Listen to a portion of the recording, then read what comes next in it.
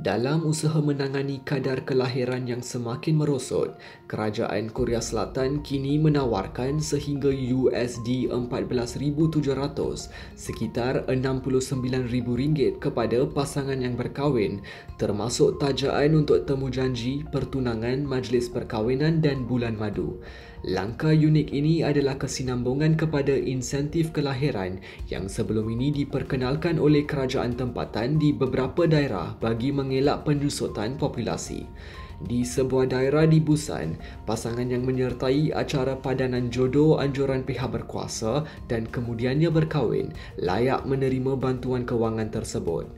Menurut seorang pegawai daerah yang dipetik South China Morning Post, inisiatif ini adalah sebahagian dasar penduduk bagi menangani krisis kadar kelahiran yang rendah dan kemerosotan populasi serantau. Korea Selatan kini mencatat kadar kelahiran terendah di dunia.